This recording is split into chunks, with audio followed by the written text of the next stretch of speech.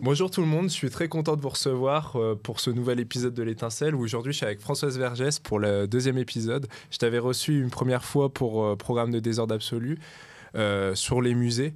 On en avait parlé il y a quelques mois de cela. Aujourd'hui je te reçois pour un ouvrage que tu as publié aux éditions La Fabrique, un féminisme décolonial, que tu as publié il me semble en 2019 je crois. 2019, oui. Ouais. Du coup c'est un sujet important pour moi que je n'ai pas encore abordé et que je souhaitais vraiment aborder avec toi. Je souhaitais tout d'abord commencer cet entretien par la première partie de ton ouvrage où tu poses une question personnelle. Je voulais moi te demander qu'est-ce qui t'a amené à écrire ce livre, quelles ont été les raisons de ton engagement. Et il y a peu, tu as encore publié un ouvrage aux éditions La Fabrique, donc je souhaitais aussi qu'on en vienne à ce sujet-là. Qu'est-ce qui t'a amené à écrire ce livre et surtout les raisons de ton engagement? Parce qu'on le sent au début de ton ouvrage, de Un féminisme décolonial, tu en parles et tout, il y a quand même une raison profonde à ce que tu fasses ce livre. Oui, alors merci de me recevoir. Alors effectivement, il y a plusieurs raisons. Elles sont à égalité presque, hein. Il n'y en a pas une plus importante que d'autres. Alors je commence d'une part par ce qui me pousse vraiment à écrire ce livre. Non pas que c'est la première fois que je parle de féminisme, mais ce qui me pousse, c'est à la fois la dilution du mot, c'est-à-dire que féminisme peut être pris par tout le monde à ce moment-là. C'est, je veux dire, l'extrême droite, les femmes d'extrême droite, tout le monde, les grandes institutions internationales, les fondations privées, tout le monde peut être féministe. Donc, qu'est-ce qui s'est passé entre le moment où féminisme était quand même encore un mot offensif et ce moment de totale pacification où tout le monde peut être féministe? Donc, comprendre déjà cela. Et de raviver un féminisme, en tout cas, qui est un féminisme, on pourrait dire, révolutionnaire au sens qu'il veut transformer la société pour tous, hein, pour tout le monde, et qui s'ancre dans les luttes antiracistes, anticoloniales, anticapitalistes, anti-impérialistes. Donc, et de rappeler qu'il y a eu des féminismes. Et non pas un. Et que finalement, il y a peut-être que d'autres peuvent s'appeler féministes, mais il y a quand même une tradition féministe profondément anticoloniale qui est très négligée dans le féminisme bourgeois européen. Et d'autre part, c'est vrai aussi que moi, je grandis dans une famille militante hein, de communistes anticoloniaux du Sud. Donc vraiment liée aux luttes du Sud et où je vois, ma mère était une féministe au sens où on l'emploie aujourd'hui. Et elle était à l'Union des femmes de la Réunion. Et je partais avec elle dans des réunions et je vois aussi la condition des femmes. Et même si je n'en fais pas une analyse, j'ai 6 ans ou 7 ans, je constate quand même ce qu'un régime raciste, postcolonial fait aux femmes. Et avec un sentiment profond de colère, de révolte, et qui ne m'a jamais quittée. Mais ce livre aussi, donc, il arrive à un moment où je pense de pacification, en fait, d'une tentative de pacification du féminisme, de dire que le féminisme c'est à propos d'avoir les mêmes postes que les hommes, d'avoir même les mêmes capacités, et de rappeler que même quand on parle d'hommes, on parle de quoi?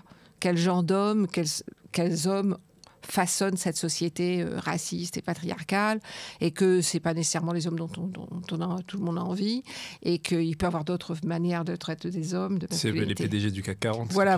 Donc moi, je ne veux pas être égale à ces hommes, ni à certains fascistes au pouvoir aujourd'hui. Donc c'était un peu ça. Et puis la troisième chose, c'était cet événement qui pour moi était très important, c'est-à-dire la grève des femmes de la gare du Nord, de la sous-traitance Honnête, de la compagnie Honnête, qui avait gagné après plusieurs semaines, et qui était une grève totalement négligée dans les grands médias. Et il y avait quelques journaux d'extrême gauche, mais c'était complètement négligé comme justement grande lutte féministe extraordinaire, puisque des femmes toutes immigrées, hein, toutes certaines sans papier, essentiellement venues du Sud global, comme on dit, Afrique subsaharienne, Afrique du Nord, mais aussi Asie hein, du Sud, dormaient dans la gare, occupaient la gare, dénonçant des conditions de travail absolument, évidemment, totalement exploitatives et une invisibilisation de leur travail. Des salaires de misère. Une misère, donc prenant une parole, une force dans l'espace public, et ça totalement négligé par rapport à des débats qui, par contre, fascinaient les médias. Comme, Catherine Deneuve, ouais. Oui, le droit d'importuner, la fameuse lettre sur le droit d'importuner qui s'opposait au mouvement naissant de MeToo. Donc ça, je me disais, mais vraiment, c'est quand même scandaleux, quoi. C'est quand même scandaleux. D'un côté, on a vraiment une lutte de femmes qui confrontent beaucoup de choses, hein, de s'affirmer dans l'espace public alors qu'elles sont invisibilisées, que ce sont des femmes racisées et noires. Et donc, je trouvais ça, et puis de montrer ce que c'était que le ménage, c'est-à-dire que les gares, notamment une gare comme la gare du Nord, où passent des millions de personnes chaque jour, parce si elle n'est pas nettoyée, on ne peut pas l'utiliser. Donc, leur travail absolument essentiel, indispensable, et en même temps totalement exploité, et vraiment, et non seulement exploité, mais méprisé. Qu'est-ce qui explique qu'il y ait justement eu une focale sur ce droit d'importuner, et puis tu parles de MeToo, c'est un peu, ça présage un peu MeToo, et le fait qu'il y ait une invisibilisation totale vis-à-vis de cela. Alors, MeToo n'est pas qu'un mouvement bourgeois, hein, au départ, c'est quand même des dénonciations des violences sexuelles, mais il s'embourgeoise assez rapidement en France, en tout cas, justement masquant le fait qu'il y a certaines industries ou certains lieux de travail où il y a une violence sexuelle, mais totalement autorisée, notamment le ménage, notamment dans le ménage, mais aussi, je sais pas, les caissières, enfin tous les travaux dits essentiels, et qui sont des travaux, qui sont des métiers qui sont sous-valorisés et sous-payés. Et donc, non pas qu'évidemment une femme qui soit le violence sexuelle dans le cinéma ou dans le théâtre ne soit pas digne d'être dénoncée et de se battre, mais de nouveau quand même ces différences de classe qui s'installent comme naturellement. Et ensuite, donc, cette réponse, ça ne nous gêne pas d'être importunés. Donc, ce truc, c'est un truc moraliste. Mais faisant fi de réalité, quoi. Si tu veux, c'était vraiment stupéfiant pour moi. C'était vraiment, mais non, mais là, il y a une réalité de femmes qui disent qu'elles sont dans des abus, il y a un abus constamment sur leur vie, une violence systémique, structurelle sur leur vie. Et on est en train de se battre pour dire, mais j'ai le droit d'être importuné dans un parking. Mais on s'en fiche. Mais on s'en fiche complètement. Après tout, s'il y a des femmes qui veulent être importunées, mais grand bien leur face. Moi, je ne suis pas du tout moraliste, je m'en fiche complètement. Mais je veux que les femmes qui dénoncent des violences sexuelles aient le droit de le faire, et puis qu'on les entende. Et ces femmes qui non seulement dénoncent des violences structurelles, systémiques, absolument systémiques, dans leur vie, dans leur travail, dans leur corps, qu'on puisse les entendre. Surtout qu'elles ont cette capacité-là, je pense à Catherine Deneuve, de donner, rendre visible les choses qui se passent, tout ce qui est invisibilisé. Oui, tout ce qui est invisibilisé. Et là, c'était des espèces d'opinions personnelles, mais moi je trouve ça ridicule, ces moralistes qui confondaient tout. Qui confondait ce qui est structurel, systémique, avec ma vie, quoi. Dans ma vie, finalement, je fais ce que je veux, et si les hommes veulent m'importuner, ils peuvent m'importuner, mais je sais pas, ok, on n'en a rien à faire. Ouais, c'est pas important, quoi. Dans ce livre, tu expliques, en reprenant une phrase d'Angela Davis que j'ai vraiment appréciée, que le féminisme va bien au-delà de l'égalité du genre, que ça dépasse largement cette question. En quoi ce féminisme que tu décris dépasse cette question du genre ? Car on a l'impression aujourd'hui que malgré tout, le féminisme tel qu'il nous est montré aujourd'hui, tel qu'il est structuré aujourd'hui, même on en avait un peu parlé, il me semble, la dernière fois, mais même les politiques qui sont mises en place par le gouvernement, où Macron se vante comme le premier féministe, quoi. Qu'est-ce qui fait qu'aujourd'hui, ce féminisme-là, il se tend surtout sur la question du genre ? Parce que d'une certaine manière, si tu veux, l'égalité de genre est d'une part tout à fait acceptable par une partie du patriarcat, par une partie du capitalisme. Et cette conception de ce que c'est que le genre et l'égalité de genre est tout à fait concevable et ne gêne pas vraiment la structure. Après tout, c'est un système qui peut tout à fait admettre que certaines femmes arrivent à la tête de corporations ou aillent sur la Lune ou fassent des choses... du football. Choses, certaines qui sont des accomplissements assez, importants. Mais ce n'est pas ça la question. La question du féminisme, quand même, pour moi, au départ, c'est... Si on pose vraiment la question de l'égalité, pas de genre, mais l'égalité de tous et de toutes, on renverse complètement un système qui repose entièrement sur l'inégalité. de classe, de genre, de validité, de racialisation. Parce qu'on dit, qu'est-ce que ça serait l'égalité ? Et de nouveau, l'égalité de genre, c'est mais quel est l'autre genre auquel on doit être égal ? C'est quoi cet autre genre ? On ne sait pas très bien d'ailleurs, c'est jamais très clarifié. Alors on sait qu'il y a des différences de salaire absolument énormes, et là, il n'y a pas de raison. Mais même ça, cette question du salaire, il faudrait la poser de nouveau. Pour moi, par exemple, une femme de ménage qui fait un travail absolument essentiel, indispensable pour que toute la société fonctionne, parce que sinon on n'irait pas dans les hôpitaux, dans les écoles, dans les centres commerciaux, dans les restaurants tous les jours. Je veux dire, même les entreprises ne fonctionneraient pas correctement. La société s'arrêterait. Je trouve que sa valeur sociale, la valeur sociale de son travail, est plus importante qu'un banquier, par exemple. Qu'un jeune banquier. Donc même la question d'égalité de salaire, elle doit être aussi reposée. Qu'est-ce que c'est que ce travail ? En quoi il compte ? Parce que sinon, on pourrait dire il faut qu'elle touche le même salaire qu'un ouvrier qualifié. Mais il y a une hiérarchie de salaire qui reflète une inégalité hiérarchique de classe. Parce que même l'ouvrier qualifié, il est moins payé que l'ingénieur, et pourquoi ? Ou que le contremaître, et pourquoi ? Donc même cette question d'égalité, il faut la poser dans qu'est-ce que ça révèle d'un système inégal, profondément inégal, qui repose sur l'exploitation. Parce que les capitalistes, ils diront, oui, mais c'est une question de valeur. Voilà. Et justement, il faut renverser ces notions de valeur. Qu'est-ce qui apporte plus de valeur sociale à la société ? C'est quand même une institutrice, c'est quand même une infirmière, c'est quand même une femme de ménage, plutôt que ces gens qu'on entend bavarder tout le temps à propos de tout et de rien. Et donc, il y a eu un renversement qui s'est fait depuis longtemps, mais qui se consolide sur qu'est-ce qui vaut, qu'est-ce qui a plus de valeur, et qui repose sur des choses totalement fantaisistes, illusoires. La valeur sociale d'un jeune trader, par exemple, qui fait circuler de l'argent d'un endroit à l'autre, elle est nulle dans ce qu'elle apporte à la société. Ce que je veux dire, par rapport à une institutrice qui va s'occuper de tes enfants tous les jours, qui va leur apprendre à lire et à écrire, ou aussi qui va les éveiller la curiosité du monde, au monde. Donc la question de l'égalité de genre, en plus, la manière dont elle est abordée peut tout à fait soutenir le capitalisme et aussi l'impérialisme.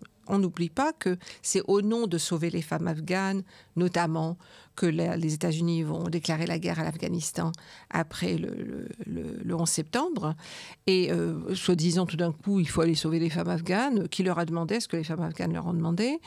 Et puis, ça aussi justifie des tas d'interventions, des interventions massives de fondations privées, comme la fondation de Gates sur le continent africain, visant les femmes africaines, parce que c'est ça, être une femme moderne. Et tout ça, c'est derrière l'égalité de genre. L'égalité de genre masque aussi une formidable désir d'intégration des femmes dans le système capitaliste. Venez, on va vous donner une chance.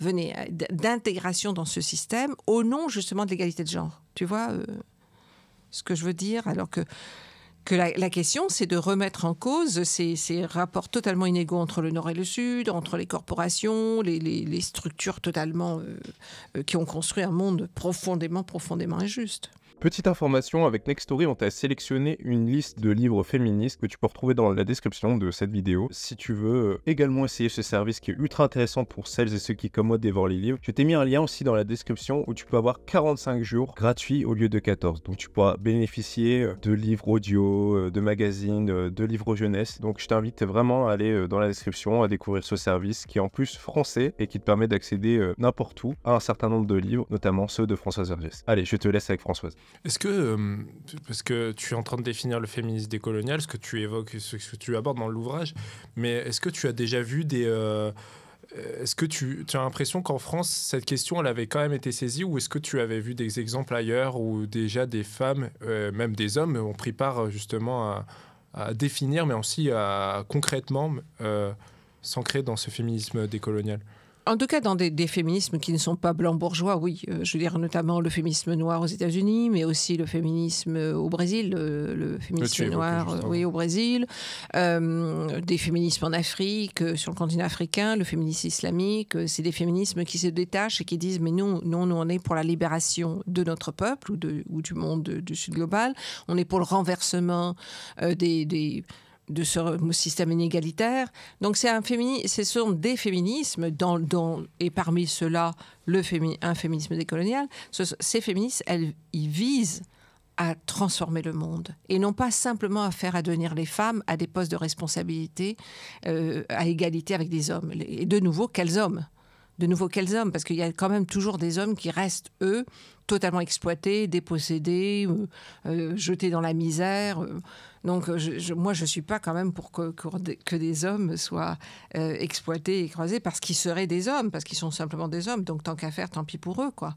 Donc, cette égalité de genre, elle masque toujours la question de classe profonde et les intersections entre classe et race. Surtout que, comme on l'a vu récemment pour la réforme des retraites, il y a des hommes qui occupent des positions clairement de dominés aussi. Et, je pense aux éboueurs notamment. Oui, bien sûr. Il y a des hommes qui ont le corps aussi abîmé, très abîmé par leur métier, et qui arrivent à un âge de retraite où ils ne peuvent même plus rien faire, avec une vie raccourcie fortement.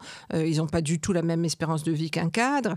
Donc on voit qu'il y a des corps masculins qui sont aussi complètement vidés de leur force de vie, condamnés à des morts prématurées.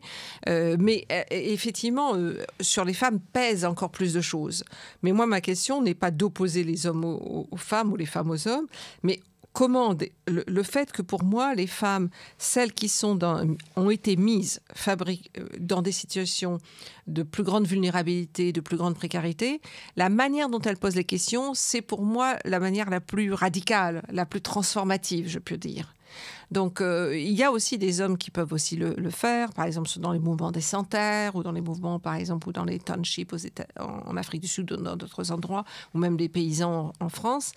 Mais c'est vrai que les femmes, de par la position qui a été fabriquée, posent des questions parfois beaucoup plus radicales, parce que c'est elles aussi qui vont s'occuper de choses comme aller chercher l'eau, faire cuire la nourriture. Donc, même par rapport aux enfants aussi. Oui, donc elles vont être plus proches de choses, elles savent beaucoup plus combien coûte par exemple 1 kilo de pommes de terre, et donc si les prix augmentent, qu'elles ne peuvent plus nourrir les enfants, c'est elles qui s'occupent quand même massivement des enfants dans le monde, des personnes âgées aussi, c'est à elles que revient ce travail, quoi. Donc elles sont très proches de situations fabriquées par un système inégalitaire, et en étant plus proches de ça, elles peuvent justement proposer des choses plus radicales. Comment historiquement ce féminisme colonial s'est mis en place ?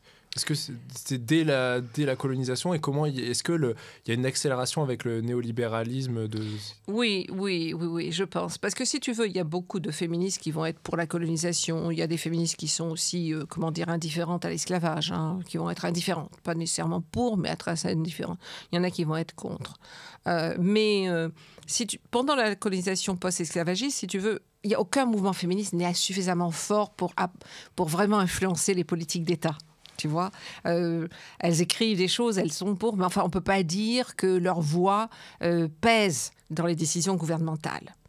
Mais on peut repérer qu'elles sont pour la colonisation, beaucoup d'entre elles, parce qu'elles pensent que justement, elles vont aller libérer les femmes qui seraient dans des sociétés attardées, qui écrasent les femmes, et que justement, elles, qui ont conquis des droits, peuvent montrer à ces femmes... Peuvent les sauver, quoi. Voilà, les sauver.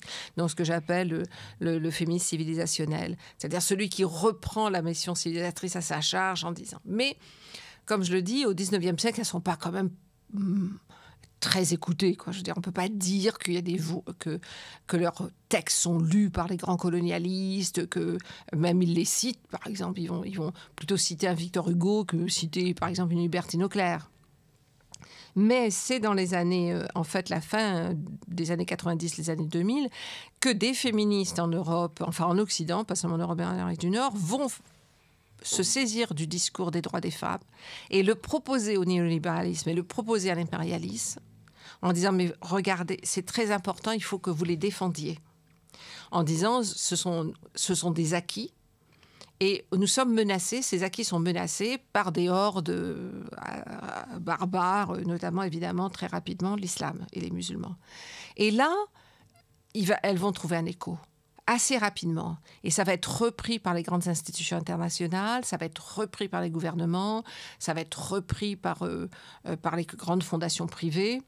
Alors qu'auparavant, vraiment, je peux te dire, dans les années 80, tu vois pas ça ça commence à être là, mais c'est pas présent. Alors qu'à ce moment-là, il y a des fondations qui mettent la question de l'égalité de genre comme but principal de leur activité. C'est du lobbying de masse. Oui, elles interviennent, et puis il y aura ces prises de position de grandes féministes comme Alice Schwarzer en Allemagne, qui était une grande figure du féminisme allemand, qui avait fondé un journal, une revue, enfin qui était très connue, et qui va accuser des hommes musulmans, des immigrés musulmans, de menacer la sécurité des femmes, parce que c'est des violeurs potentiels toujours, enfin tous ces genres d'accusations. Et ce sont ces femmes-là qui viennent de la gauche. Ça, c'était très important, parce que si ça avait été porté par des femmes de la droite, ça n'aurait pas eu le même écho. C'est porté par des femmes de gauche en Angleterre, en Allemagne, en France et ailleurs, mais surtout en Allemagne, en France et en Angleterre, et qui vont donc non seulement donc donner à ce discours, à cette manière d'aborder les droits des femmes, une légitimité, mais aussi donc s'appuyant sur une idéologie de progrès, l'idéologie de la gauche. Et ça va s'étendre au fur et à mesure, puis la droite va s'en saisir, puis maintenant carrément l'extrême droite aussi est devenue fait de ce féminisme-là. L'extrême droite peut être d'accord. Parce que c'est un féminisme qui va opposer un Occident naturellement progressiste, naturellement ouvert aux droits des femmes, même s'il y a des forces retardataires et réactionnaires comme l'extrême droite, mais voilà, on est arrivé à ça, et qu'il oppose à des mondes qui, eux, par nature, seraient hostiles aux droits des femmes, à cause de leur culture, à cause de leur religion. Enfin, même en France, quand ils parlent de communautarisme ou absolument. Sur la question de l'abaya, par exemple, typiquement. Puis alors, il y a aussi des découvertes, si tu veux. Moi, je me souviens la découverte tout d'un coup de l'excision. Alors, tout d'un coup, tu as tout un tas de féministes françaises ou anglaises et allemandes qui se saisissent de ça, sans tenir compte du fait que des femmes africaines se sont regroupées, luttent contre ça, et de les écouter et de voir ce qu'elles en disent et comment elles se battent, mais qui vont en faire vraiment un combat qui va amener en France même des situations de surveillance sur les familles, des besoins de certificats médicaux, par exemple, pour des demandes de papiers, par exemple. Donc, on voit que ça va devenir une politique gouvernementale même, alors que ça ne l'était pas auparavant. Tu parlais de l'extrême droite. Comment ça se fait, justement? Tu parlais du fait qu'il y a ce propos un peu opposition civilisée, barbare, qui se retrouve dans l'extrême droite. Et on a l'impression qu'aujourd'hui, l'extrême droite se saisit toujours de figures féminines pour pouvoir avancer. Comment se structure justement leur féminisme à eux? Est-ce qu'il y a aussi une brique supplémentaire par rapport à ce qui est fait actuellement par l'actuel gouvernement, ou alors c'est dans la droite lignée où ça va être... C'est, je pense, un mouvement à l'intérieur de l'extrême droite. C'est-à-dire, on voit évidemment, par exemple, en Italie, la première ministre vient d'un parti qui se disait clairement fasciste, qui n'avait pas honte de se dire un parti fasciste. Elle se disait fasciste. Elle se disait fasciste. On a vu Margaret Thatcher, qui n'était pas du tout une féministe, mais qui sont reprises, qui sont retravaillées comme figure féministe maintenant. Alors qu'elle n'avait aucun homme. Elle avait que des hommes dans son gouvernement, Margaret. Mais dans les films, tout ça, maintenant, aujourd'hui, est féministe une femme qui se serait opposée aux hommes ou qui aurait acquis une position de responsabilité au milieu d'une mer d'hommes, vraiment. Donc tout d'un coup, Indira Gandhi est une féministe, Margaret Thatcher est une féministe, en fait tout le monde est une féministe, la reine d'Angleterre est féministe, enfin, tout le monde est féministe, quoi. Tout le monde est féministe. Parce que ce féminisme, ça veut dire de s'affirmer, d'avoir dans un monde d'hommes. Mais s'affirmer comment? Pourquoi? Dans quel but? Dans quel objectif? Et donc dans l'extrême droite, elles ont eu quand même sans doute à batailler, parce que c'est quand même des partis qui au départ étaient extrêmement virilistes et masculinistes. Mais il y a toujours eu des femmes à l'extrême droite. Il y a toujours eu des femmes dans les partis d'extrême droite. C'est pas nouveau. Mais dans les positions de leadership, là, oui, elles s'affirment. Mais ça, on peut dire que voilà, c'est comment dire, c'est une victoire de ce féminisme-là, c'est-à-dire d'avoir prouvé qu'elle pouvait être aussi dure, aussi brutale, aussi indifférente à l'exploitation, au racisme que les hommes. Elles l'ont prouvé, et dont les hommes se disent, voilà, ils peuvent admirer aussi quelqu'un, une femme qui montre que, voilà, elle peut être aussi aussi terrible qu'eux, quoi, aussi raciste, aussi sexiste, aussi... Ça fait penser à Darmanin, Le Pen, vous n'êtes pas assez dur. Oui, vous n'êtes pas assez dur, voilà. Parce que, oui, alors, il y a toujours l'accusation qu'elles pourraient affaiblir parce qu'elles sont des femmes et qu'elles ne comprennent pas ce que c'est que d'être un dur de dur. Et alors, elles le prouvent, elles arrivent à prouver. N'oublions pas, tu sais, rappelle-toi que, par exemple, dans les photos d'Abu Ghraib de torture d'hommes irakiens, il y avait des femmes Marines. C'est-à-dire que il n'y a pas de... Il y a aussi comment dire, le système patriarcal, ce qui existe, c'est comment dire, de demander à des jeunes hommes de prouver qu'ils peuvent être des hommes en prouvant qu'ils peuvent être très brutaux, la capacité de tuer, par exemple. Bon, ben voilà, ils deviennent un homme dans ce système, hein, je ne dis pas en général. Et pareil pour les femmes, de prouver qu'elles peuvent être capables, effectivement, de tenir une mitraillette, de tuer, de torturer, de participer à la torture. Donc, c'est ce qui est offert, et c'est ce que des femmes ont accepté. Et des femmes ont même revendiqué la possibilité d'être comme un homme, de pouvoir tuer comme eux, il n'y a pas de raison, tout cela. Donc c'est un... Oui, alors, ça leur a été offert. Alors certains parlent de féminisme à ce propos. Alors on pourrait dire, oui, est-ce que c'est un féminisme au sens d'un féminisme d'intégration, d'assimilation? Mais il y a une vision aussi très nataliste aussi dans... Oui, il y a une pensée nataliste. Alors là, il va y avoir, je pense, des frictions dans des mouvements d'extrême droite, mais c'est vrai que les mouvements d'extrême droite sont quand même fortement natalistes. Donc là, ça peut marcher avec certaines féministes de leur bord, hein, je dis, ou certaines qui vont s'opposer. Mais ce qui compte beaucoup quand même, parce qu'elles peuvent vouloir défendre les valeurs de la famille hétéronormée, patriarcale, et puis avoir une vie, leur vie à elles, divorcée ou pas. Mais je pense que surtout, c'est de prouver, qu'elles puissent prouver qu'elles vont être aussi dures dans les politiques anti-migrants. C'est aujourd'hui, la ligne... Ça reste une compétition. Ouais, c'est la ligne de force des mouvements d'extrême droite. Est-ce que tu es vraiment bien xénophobe? Ah, tu l'es? Ben, c'est bon, alors tu peux rentrer. La xénophobie est quand même la xénophobie qui, après, se déguise dans des discours de valeurs de l'Occident, d'hommes blancs et de la chrétienté, enfin tout cela. Si elles adhèrent à ça, c'est quand même le fond de leur mouvement, quand même, beaucoup. C'est vrai qu'aussi, c'est quelque chose qu'on retrouve beaucoup à l'Assemblée nationale, où quand Macron fait voter des lois, par exemple, séparatistes ou autres, il y a toujours Marine Le Pen et le Front National qui vont dire « Ah, ça, c'était dans notre programme, comment ça se fait que nous, vous voyez, on était beaucoup plus durs que... » Oui, de toute façon, je dirais toute une partie du programme du Rassemblement national aujourd'hui est remixée, si je puis dire, dans les politiques de droite, dans la politique des partis de droite aujourd'hui. Oui, tout à fait. D'ailleurs, qui infuse aussi. Qui infuse, oui. On a vu sur la loi de la surveillance, la loi contre le séparatisme, la loi sur l'immigration qui va passer, la loi sur les retraites. Enfin, c'est vraiment, si tu veux, c'est un mouvement, en fait, où une partie même de la gauche institutionnelle adhère, c'est de dire, d'affaiblir l'État.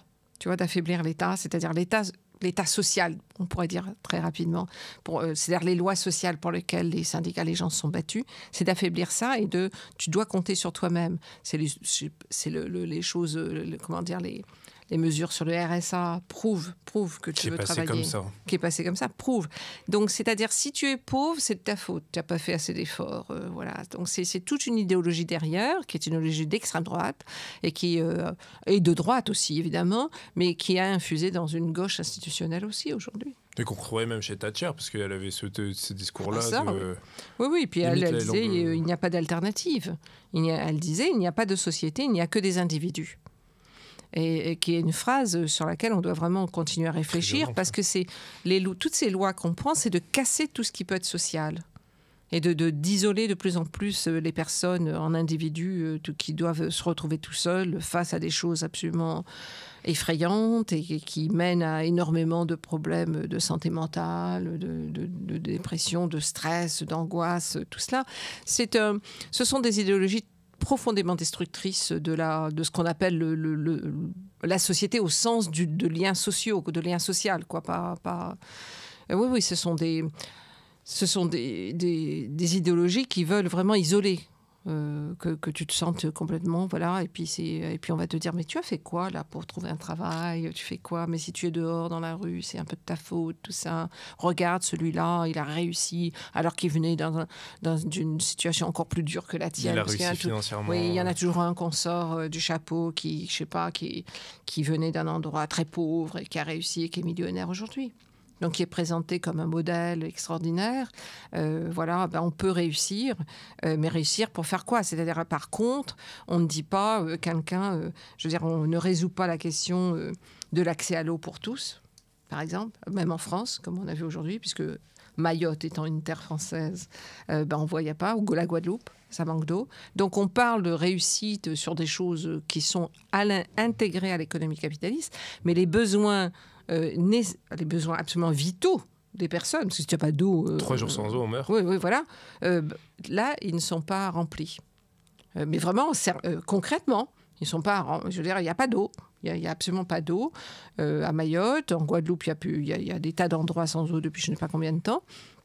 Donc, au lieu de fournir ce qu'un État se doit de fournir à ses citoyens, qui est quand même l'éducation, la santé, l'eau, l'électricité, enfin les choses qui ont fait l'État, qui ont soi-disant les responsabilités de l'État. Il y a tout un travail auquel a participé ce féminisme dont nous parlons, ce féminisme bourgeois, tout un travail qui était la réussite dépend de toi.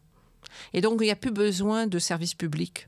Tu vois, donc on peut foutre en l'air l'école, l'université, l'hôpital public, tout ça, parce que il y a des écoles privées qui sont très bien, des universités privées qui sont très bien, des hôpitaux privés qui sont très bien, et donc tout ce qui tient une société, c'est-à-dire la solidarité les uns vers les autres, ils la détruisent.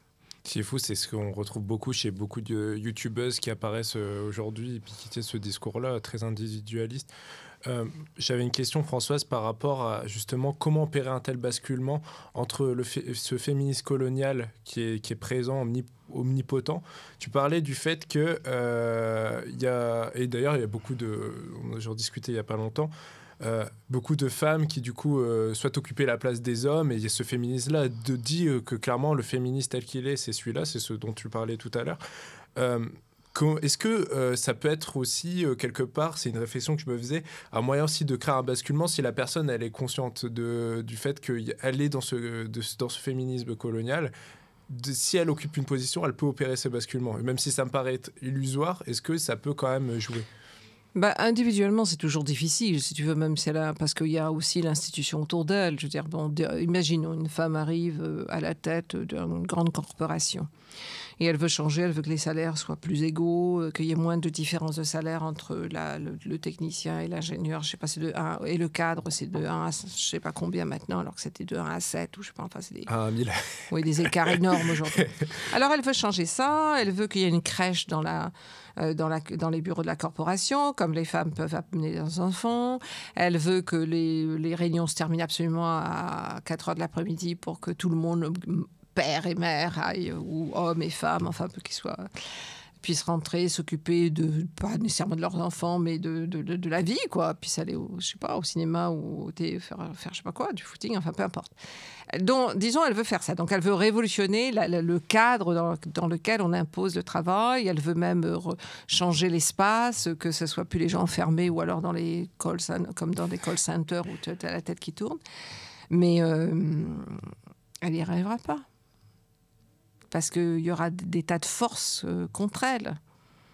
Parce que quand même, l'économie repose sur l'extraction d'une force de travail ou de la matière pour gagner de l'argent, l'accumulation. À ce moment-là, elle fait tomber sa corporation. elle fait exploser sa corporation. Et, les seules manières, les seules choses qu'on voit de ce genre, c'est les coopératives, par exemple, ou la manière de travailler dans les ZAD, ou de travailler dans des mouvements comme des mouvements des Sans-Terre au Brésil. Ou dans l'économie sociale ou solidaire. Ouais. Voilà. Là, il y a une réflexion sur comment on va travailler autrement. Mais sinon, si tu veux, il y a des choses comme ça qui font partie de la communication, c'est-à-dire de faire en sorte qu'il y ait plus de femmes dans le staff ou des choses comme ça, si tu veux. Mais profondément, changer une corporation. Il y a des choses qui sont faites. Par exemple, il y a des femmes noires qui sont arrivées à des grands postes de responsabilité aux États-Unis, dans des grandes corporations, je sais pas, autour du cinéma ou de la télé. Elles ont fait en sorte que beaucoup plus de femmes noires ou d'hommes noirs entrent, qu'il y ait des histoires plus diverses qui soient racontées. Donc elles ont changé les choses. C'est pas négligeable, mais c'est de l'ordre. C'est pas de l'ordre de la transformation profonde. C'est de l'ordre, si tu veux, elles ont permis des représentations plus diverses. C'est déjà ça, on peut le dire. Mais le féminisme que je défends ne s'arrête pas là. Je trouve ça très bien par exemple, que ça puisse arriver ou des hommes, je sais pas, un homme musulman qui va faire en sorte que des jeunes des quartiers puissent accéder à du travail, qui va faire en sorte que sa compagnie les forme et qu'ils obtiennent du travail. Je trouve ça c'est quand même très important. Mais ce n'est pas la visée de transformation. Surtout que le capitalisme crée toujours une dépendance. On peut pas que ça soit le travailleur ou lui-même le capitaliste en lui-même, il est dépendant de ce système-là parce que lui, si ce revenu du capital s'écroule. Bien sûr. Alors, on peut effectivement, je dis, faire peser sur les compagnies pour qu'elles emploient plus de diversité, puis leur donner des postes de responsabilité, en fait, est vrai, parce qu'après tout, les gens, ils ont besoin aussi de faire, je sais pas, vivre d'avoir une vie autonome. Et ça, on devrait pouvoir le pousser à ça. Mais on sait bien que ça sera pour, je sais pas moi, même peut-être, disons, même 1000 personnes, mais qu'à côté, il y aura 15 000 qui continueront à ne pas l'avoir, parce que c'est pas possible autrement. L'égalité, vraiment, ça veut dire la transformation du monde. Donc ça devrait passer par complètement une destruction totale du système. À l'abolition d'un système, oui. C'est un système qui est vraiment fondé sur l'extraction, la dépossession, le vol des terres, le vol des ressources. Même des objets. Des objets, de tout, des idées. Ouais. De musique, tout ça, etc. Je veux dire, les bagarres, les batailles qu'il a fallu faire pour montrer que le tango avait des racines africaines. Enfin, je veux dire, donc la manière d'approprier des formes. Ouais, parce que l'Argentine, ils vont dire non, c'est faux. Non, il n'y a jamais eu de noir chez nous, quoi. Et donc, il y a toute cette bagarre qui était extrêmement importante, mais et ça, il n'y a pas de raison de ne pas la continuer. Mais ce qu'on doit viser, c'est quand même l'abolition de ce système.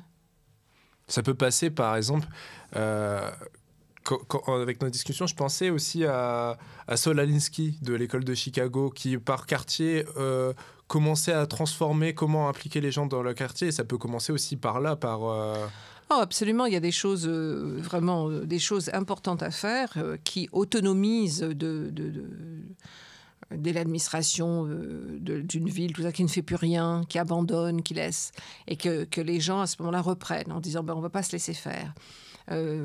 J'étais au Brésil et il y a ce mouvement qui s'appelle le mouvement des sans-toit, centre-ville. C'est-à-dire que des personnes qui occupent des immeubles de bureaux ou des immeubles d'habitation qui en sont vides parce que... Ça, c'était dans le Nord-Est c'est dans Sao Paulo et Rio, mais même pratiquement dans toutes les villes. Ou des immeubles d'habitation, il y a eu spéculation, le gars qui avait commencé, je sais pas, il fait autre chose ou il n'a plus d'argent, enfin bref, des immenses immeubles qui sont vides. Alors c'est repris donc par ces mouvements, tout remis en place, c'est-à-dire pour qu'il y ait des vrais appartements avec une salle de bain, enfin ce qu'il faut dans un appartement. Alors il y a qui acceptent ensuite des familles, ou pas des familles, mais enfin par exemple, alors les enfants doivent aller à l'école. Ils doivent être vaccinés. Il y a des médiateurs par étage, au cas où il y ait des conflits entre les voisins. Enfin, ils ont pensé à tout. Il y a des choses sur la santé mentale, autour des violences domestiques. Mais la question, si tu veux, la logique par rapport à ce dont on dit, c'est que centre-ville, parce que ce mouvement dit, tout ce qui est la manière de s'organiser, c'est de nous rejeter très loin. Or, on travaille en général au centre-ville, donc ça nous fait 3 heures ou 4 heures dans des transports en commun qui n'existent à peine. Et aussi les services publics sont là. Ce qu'on observe aussi ici à Paris. Voilà. Tous les services publics sont là, tous les services administratifs sont là, c'est plus facile pour nous. Donc pourquoi on nous envoie là-bas alors qu'il y a des immeubles totalement vides? Et là, c'est géré de manière autonome, si tu veux, par un collectif. Mais donc c'est de prendre en main quelque chose que la ville ou l'État ne veut plus ou refuse de faire. Donc oui, il y a beaucoup, c'est comme les paysans travailleurs en France, ou ce qui s'est passé au Larzac, mais aussi ce qui se passe en Italie, ou par exemple les mouvements qui aident les migrants et les réfugiés, ou partout dans le monde, c'est de se dire, l'État abandonne complètement ça, on va le faire, et on va le faire de manière différente, pour apprendre aussi d'autres pratiques. On va le faire de manière plus horizontale, plus collective. Mais à un moment donné, si tu veux, c'est pas non plus... il faut voir, parce que pendant ce temps-là, l'État continue à engranger des dividendes. Tu vois, à un moment donné, il faut aussi attaquer l'État, quoi. Attaquer l'État. Parce que l'État continue à être très riche par rapport à ces mouvements. Et puis on a toujours tendance, je ne sais plus dans quel podcast on en parlait, à dissocier l'État du marché alors que c'est deux faces d'une même pièce. Oui. Donc il faut aussi continuer à forcer l'État à remplir son devoir, puisqu'il ramasse des impôts, et puis de lui demander des comptes. Puis il y a les taxes aussi qui frappent toujours les plus précaires. Et puis lui demander des comptes. Pourquoi vous dépensez tant d'argent sur un porte-avions militaire alors qu'il y a des écoles qui s'écroulent dans plusieurs régions de France, dans plusieurs villes de France. Donc on est aussi capable d'interpeller l'État. Donc c'est plutôt, si tu veux, ce sont des luttes à plusieurs niveaux. Tu vois, d'autonomisation, mais en même temps, à travers cette autonomisation, de continuer aussi à mettre l'État, à interpeller l'État, qui se retire de beaucoup de choses, qui se retire de plus en plus sur le modèle américain, sur le modèle néolibéral, quoi. C'est vraiment le marché qui doit s'occuper de tout. Le marché doit s'occuper de tout, ouais. Et tu parlais de manière de lutter. Tu en parles dans le livre, dans Un féminisme décolonial. Tu en parlais aussi dans Programme de désordre absolu.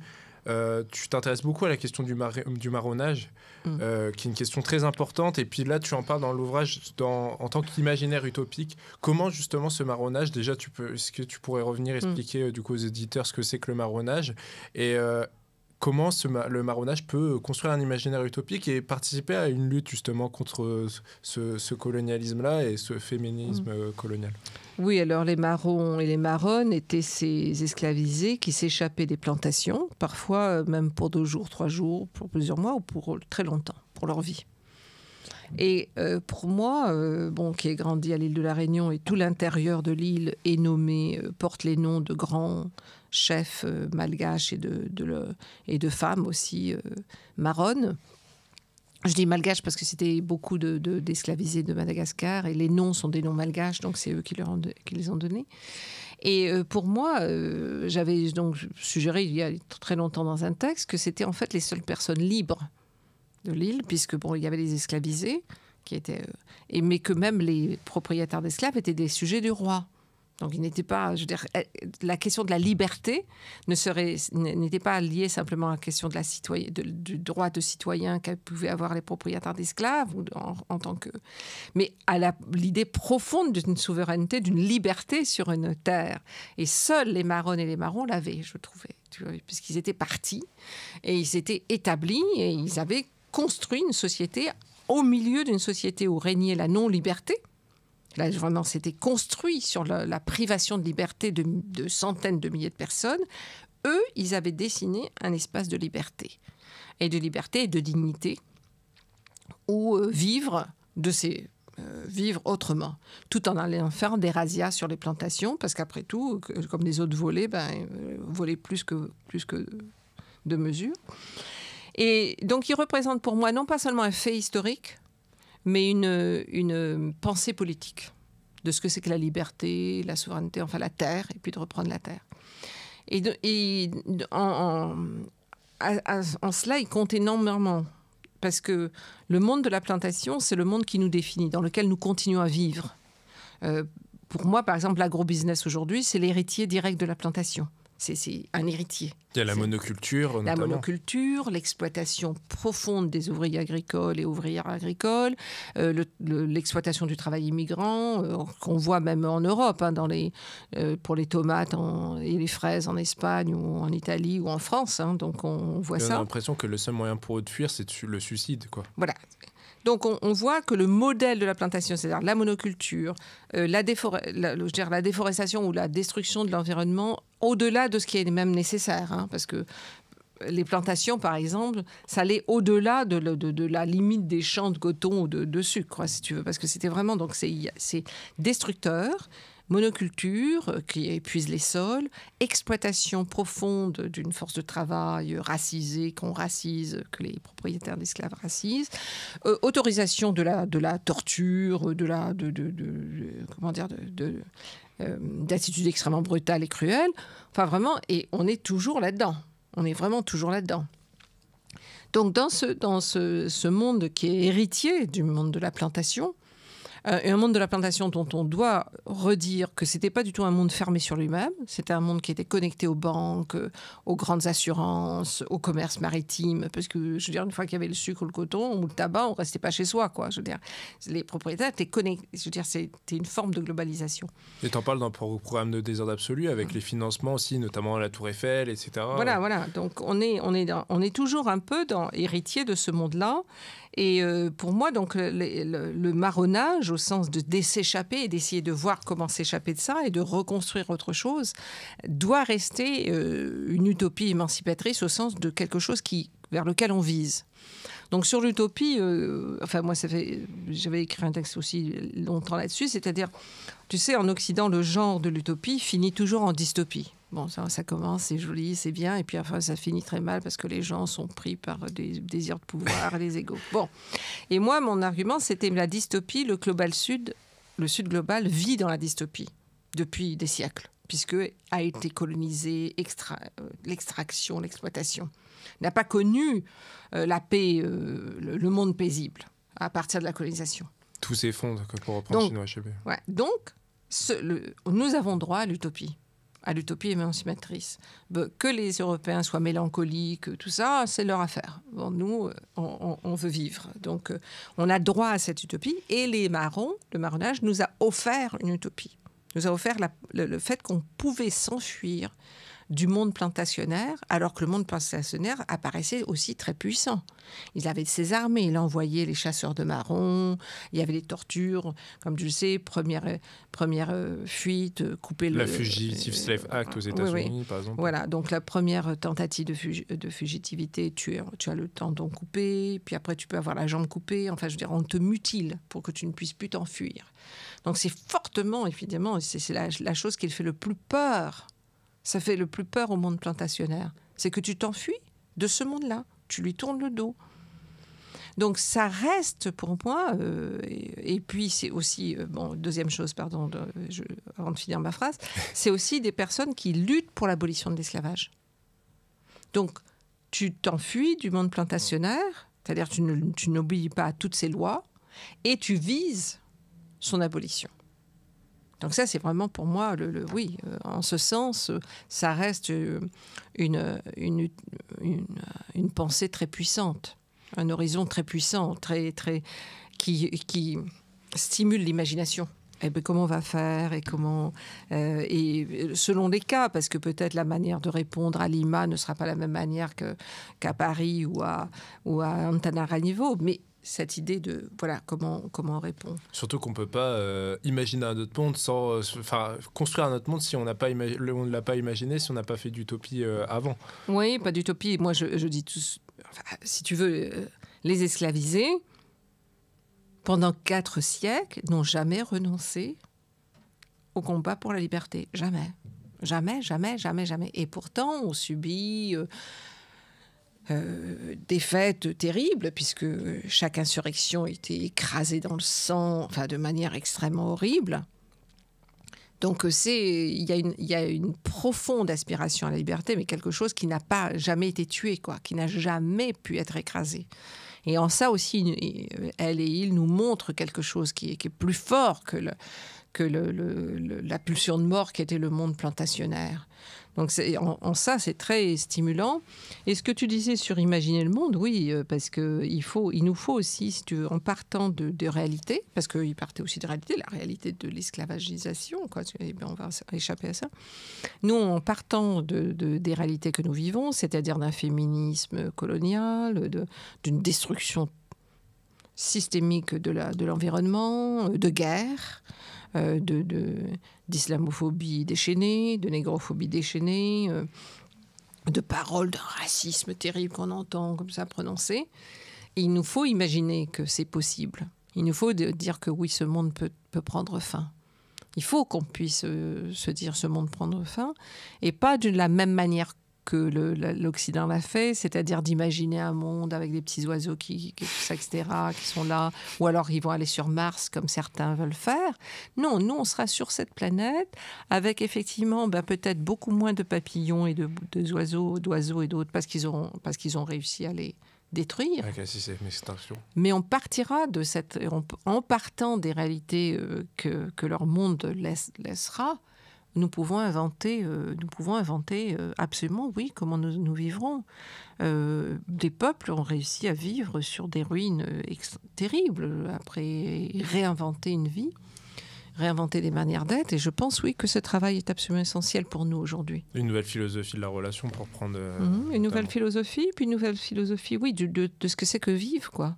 Et puis, si tu veux, notamment avec ce qui se passe en ce moment, quand même, de ce que c'est que la paix. C'est quoi la paix? Parce qu'on nous parle de paix, il n'y a jamais eu de paix. Parce que les conflits se passent ailleurs et c'est nous qui les provoquons souvent. Voilà. Donc la guerre a été très externalisée en Europe depuis la fin de la Seconde Guerre mondiale, en Occident. La guerre n'a pas arrêté ailleurs, n'a pas arrêté. L'Algérie, le Cameroun, le Vietnam, l'Afghanistan, l'Irak, enfin, ça n'a pas arrêté. La Libye, ça n'a pas... La destruction est énorme. C'est des millions de personnes qui sont mortes, tout ça pour des aventures. Donc il n'y a pas de paix. Leur paix est une paix impérialiste, on peut dire. C'est une paix imposée par leurs armées, leurs avions et leurs porte-avions. Et par contre, il y a une grande aspiration à la paix. Aujourd'hui, ce qu'on entend, les Palestiniens et les gens de Gaza, mais on veut la paix. On veut la paix, on veut vivre en paix.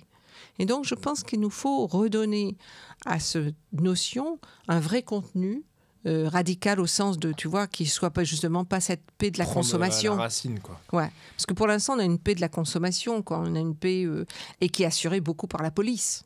Par la répression. Dans un technococon. Voilà. Mais par exemple, à Paris, s'il y a la paix, c'est parce qu'il y a la police partout. Et la répression et les arrestations. Gens sont pris par leur travail. Et oui, et puis le pauvre petit gars, lui, il est arrêté tout de suite ou il est carrément tué par un policier, tout ça. Je veux dire, la paix, enfin, cette paix-là, elle se fait, elle repose sur d'énormes répressions, d'énormes répressions. Donc, qu'est-ce que serait la vie paisible, si tu veux, qui ne repose pas justement sur ces répressions, notamment la prison, par exemple, d'envoyer les gens en prison. Les prisons en France sont surpeuplées. Tu en parles notamment dans l'ouvrage du fait que c'est crucial, ça. C'est crucial, c'est surpeuplé, les prisons, tout ça. Et les femmes, en tant que féministes, on ne doit pas appeler à plus de prisons et plus d'emprisonnement. C'est pas possible. C'est pas possible. Donc, ça veut dire, oui, se repencher sur ces mots qui ont été... captés par les pouvoirs et qui ont perdu tout leur sens et du coup nous on ne sait même plus comment parler, si tu veux. Il y a eu beaucoup de révolutions, par exemple au Mexique, tout ça c'était pain et dignité ou pain et terre. Donc si tu veux, c'est la terre, la paix, la liberté, quoi, qui ont été profondément contaminés, contaminés au sens de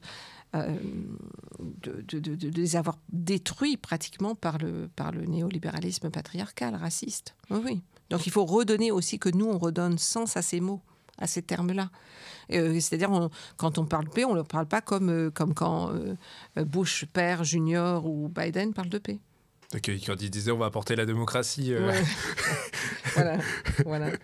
Si j'avais revu son discours il n'y a pas longtemps, ça me... Ah oui, non, mais c'est d'une absurdité totale même. C'était... C'est effrayant. C'est effrayant parce que ces gens s'arrogent le droit de savoir ce que c'est que la démocratie, de savoir ce que Mais c'est il a que fait de le vivre. lapsus là, il y a pas longtemps. Enfin, c'était il y a un an quand il y a eu l'invasion de l'Ukraine.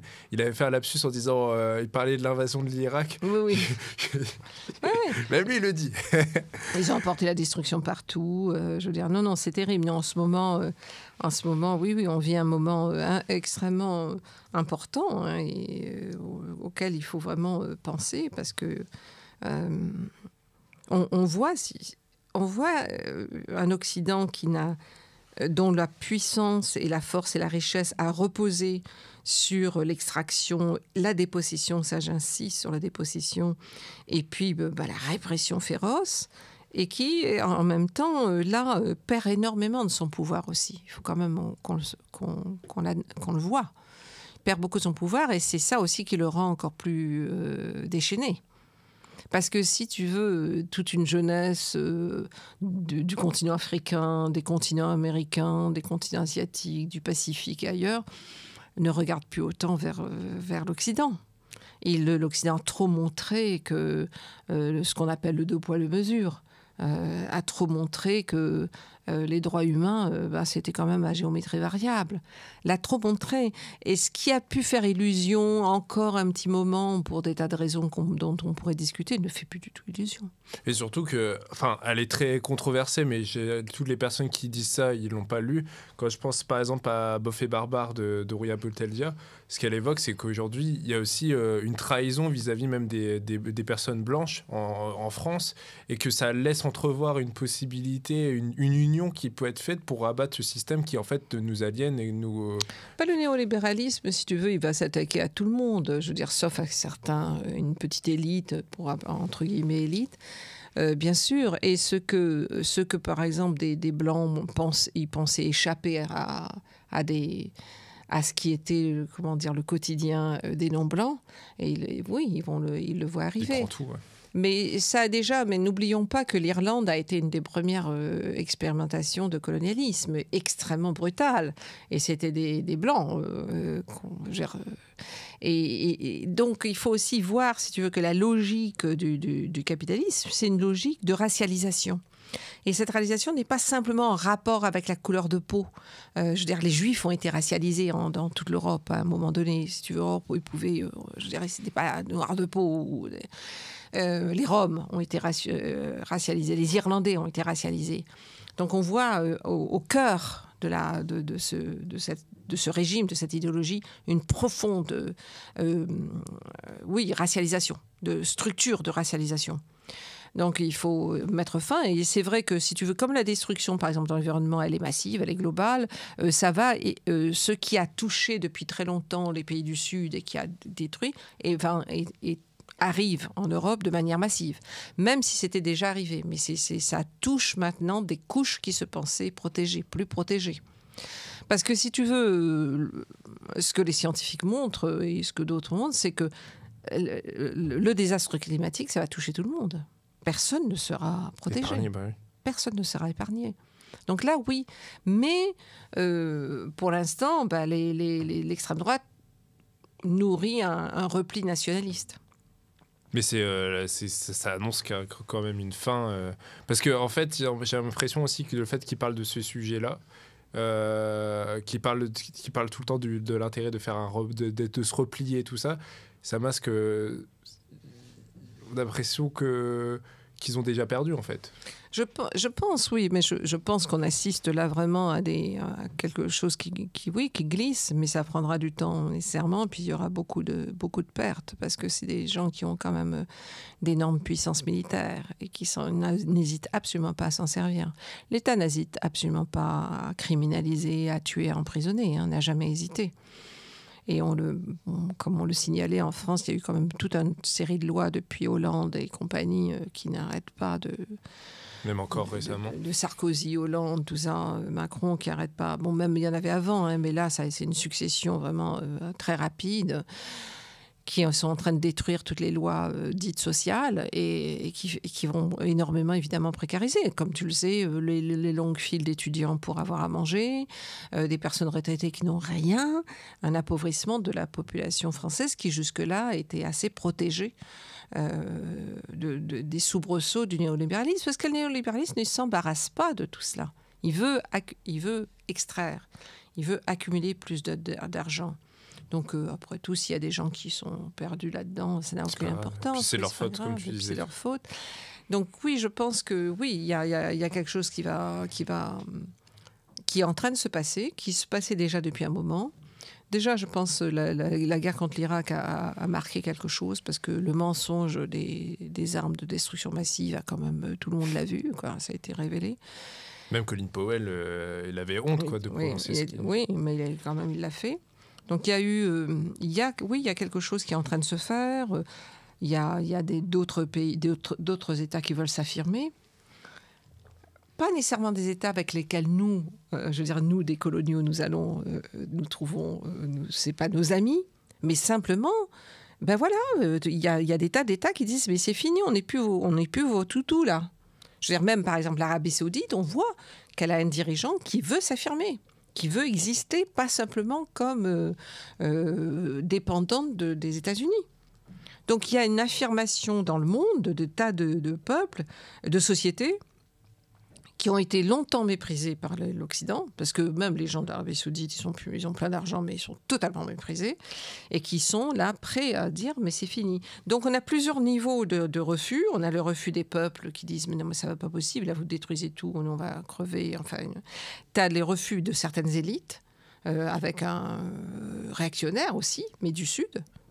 Donc on est, oui, dans une période de profond changement, auquel s'ajoute la question du désastre climatique, et puis les guerres qu'on est en train de voir en ce moment, toutes ces guerres, toute cette accumulation d'armements partout. Donc oui, on est à un moment extrêmement important de penser, de penser encore plus, de faire des analyses rigoureuses de ce qui se passe. Et pour revenir à notre histoire, oui, il y a un féminisme qui est complice de cette destruction, avec toutes ces histoires, je sais pas, ou une espèce de folie sur tout d'un coup, il faut plus d'écriture inclusive. Enfin, on est là, je veux dire, on se dit, non mais il y a quand même des choses plus sérieuses, quoi. Il y a vraiment des choses plus sérieuses. Il y a des femmes tous les soirs qui ne trouvent pas de refuge, qui dorment dans les rues avec leurs enfants. Qui sont invisibilisés, d'ailleurs. Oui, qui dorment dans les rues, là, en ce moment, dans ce pays qui est un des pays les plus riches du monde.